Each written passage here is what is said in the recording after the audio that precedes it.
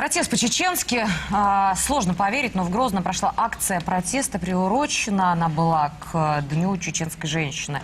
А это, между тем, один из главных праздников республики. Учредил его лично Рамзан Кадыров в 2009 году. Посвящен день событиям 1819 года. Тогда 46 чеченских девушек, взятых в плен российскими солдатами, утопили плот с конвоем и погибли сами. Обычно в День чеченской женщины в городе гуляние. Но наша коллега в Грозном, Лариса Исаева, увидела совсем другую картину. В День чеченской женщины я вышла на улицу с камерой поснимать то, что происходит.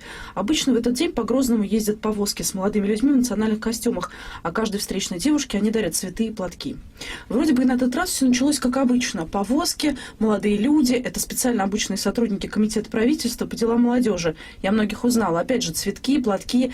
Ездят по проспекту Путина. Это, конечно, главная улица города. Живая национальная музыка, танцы. А около проспекта Путина есть еще проспект Победы. Там тоже проезжают ненароком такие повозки с цветами. Так вот, в самом начале проспекта собрались около 100 женщин. Я их не сразу заметила, цветы не брали, платки тоже не брали. Стоят с плакатами, молчат, такой тихий митинг. Оказалось, это женщины, у которых без вести пропали родственники. Организация «Матери Чечни» очень долго добивалась разрешения на проведение митинга. В итоге им все подписали, но, видимо, не обратили внимания на дату. И вот такие повозки с цветами тихо ехали мимо этих женщин, и никто ничего не делал, просто не понимал. Когда я стала снимать митинг, ко мне подошел сотрудник полиции и попросил показать удостоверение.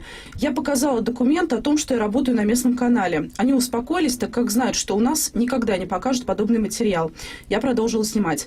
Параллельно со мной было еще 2 фотографа. Мы просто стояли и ждали. Примерно через час подъехали сотрудники разных структур и начали разговаривать с женщинами, в чем-то их убеждать. Среди них были сотрудники пресс-службы Кадырова. Искали тех, кто снимал митинг. Фотографы с РИА Новостей, они заставили удалить все фотографии. А мои кадры чудом сохранились.